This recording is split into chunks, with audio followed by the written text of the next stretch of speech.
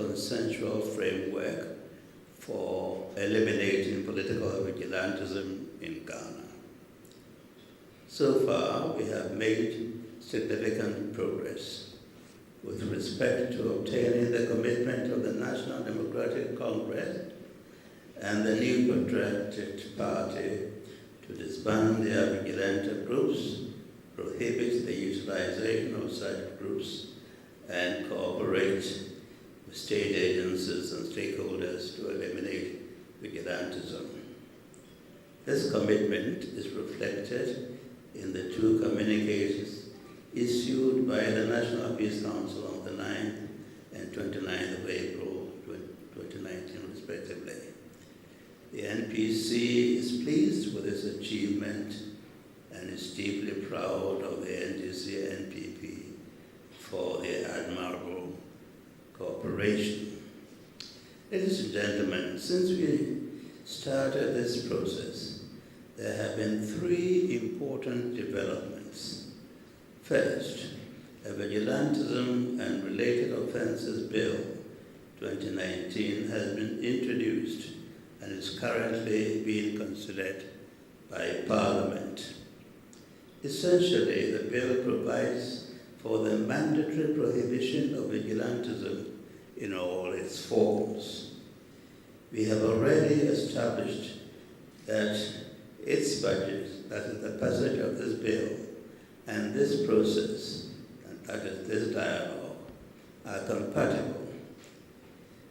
But it places a responsibility on us to approach the exercise with a good or a goal-oriented vision and utmost seriousness. This brings me to the second development.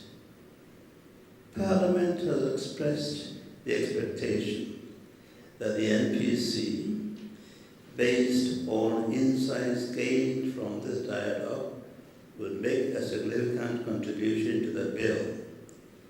Ladies and gentlemen, the National Peace Council has prepared its comments on the bill, which will be sent to Parliament very soon. However, the NPC is keen to incorporate other views for this submission. Thus, during the course of this dialogue, you will be offered the opportunity to contribute to the shaping of the proposed law. Also, if there is any message that the meeting wants to send to Parliament, the National Peace Council will gladly convey it. Regarding the third development, the nation more than ever is expressing with heightened apprehension its disapprobation of vigilantism. This is reflected in the many pronouncements made by persons from all walks and stations of life denouncing this phenomenon. The general public is therefore counting on us to produce results. It should be stated that this dialogue is not a talk about other talks. In the past, other dialogues on vigilantism have been organized. For instance, the National Peace Council organized a stakeholder dialogue at the Central Hotel on January 29, 2019. This was even before the incident at Ayawaso West Wogo.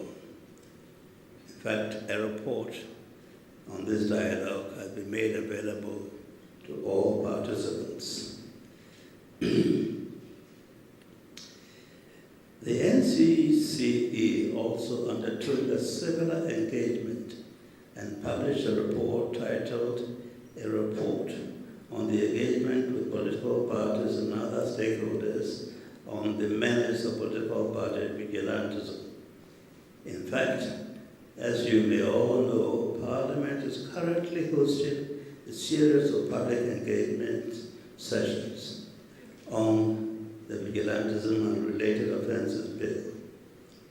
The National Peace Council is therefore of the opinion that with the expansion of the stakeholder groups involved in this exercise, we are involved in a national dialogue. This dialogue is not to prepare the ground for another dialogue. This is the dialogue, ladies and gentlemen. I must emphasize that in view of the foregoing, we have no choice but to focus our attention on our priorities and achieve concrete results.